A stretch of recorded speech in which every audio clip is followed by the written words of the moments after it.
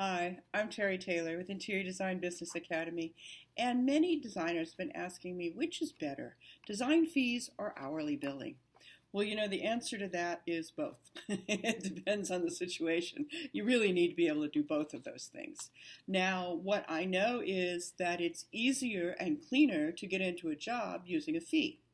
Because when you stand in front of a client and you say, this is what I'm going to do and this is what it costs, it's really easy to say yes. When you stand in front of a client and say, I cost $150 an hour and cost plus 30, it sounds really scary and really expensive and really open-ended. So to switch over to a fee and have clients say yes easily, all you have to do is just look at the scope. Look at what results these people want. What do they want, okay? Then you're going to figure out how long would it take you to figure that out, okay? And how many meetings would it take? Then you're going to take and write a little letter of agreement, and it's going to have that number of meetings in it. It's going to have how many selections you're going to offer. It's going to have how many revisions you will allow. It will have a beginning date and an end date. Okay, it's very, very simple, actually. And when you present that way as, here's what you asked me for, here's what it'll cost, here's how it works, people easily say yes. They step in very, very quickly. Okay, now the part where the hours come in is after you're in a job, the by the way piece pops up. Right? Okay, by the way, could you take a look at the fireplace? We think we really ought to do something with that too. And you'd say, yeah, that's great. I would love to do that. I have some great ideas for the fireplace. Probably take me 5 hours or so to get all the drawings and the specifications together. Are you good with that? Say $750, something like that. Now, notice that I asked permission. I called it out. I actually packaged up the hours and called it out and got permission to bill it. Okay? That's how you use the hours. And it could be something as simple as, hey, the boys' bedroom needs new bunk beds. Would you see if you could find those when you're doing the living room furniture?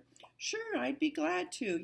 Probably I just need 2 hours probably to do that. Is that good with you? Now, what we're using those hours for is to bump on the extras that people are adding on to those original offers that are fee-based, because the fee base is based on a very specific scope of work.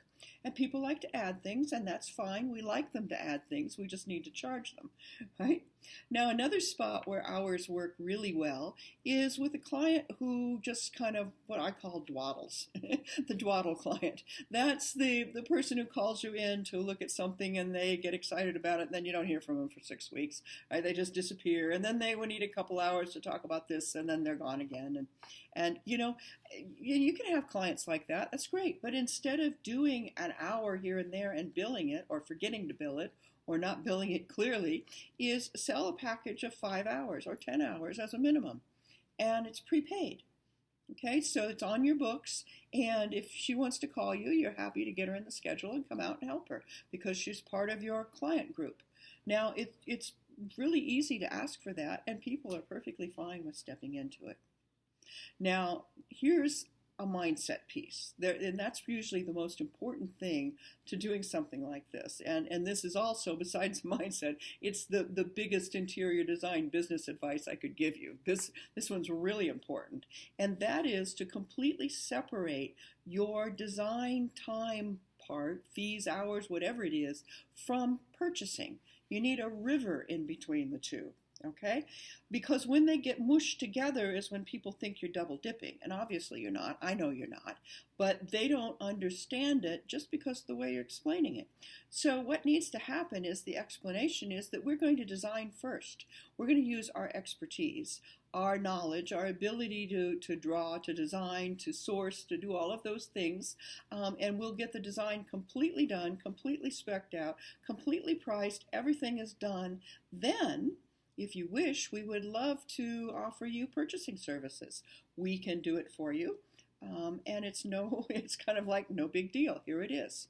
Now, when you separate design, and this is what you're paying for, the design, and then this is purchasing over on the other side, you don't get caught in in the double dipping thing and people understand the sequence of this, of how this is actually going to work. I also want to point out that purchasing at that point is really not even a design task anymore. It's administrative because you've figured the whole thing out. I mean, all it needs to do is be purchased and tracked and, all that sequence that goes in there. Now, the reason for all of this is when you make that mindset shift to separate those two things and be well paid, properly paid for your experience and expertise in designing, it doesn't matter if they buy or not. Okay? And when it doesn't matter to you whether they buy or not, you stop being desperate and anxious about it, and everything changes. Everything changes, and you don't have all those problems anymore. So, until I see you again, design something beautiful and get paid what you're worth. Bye now.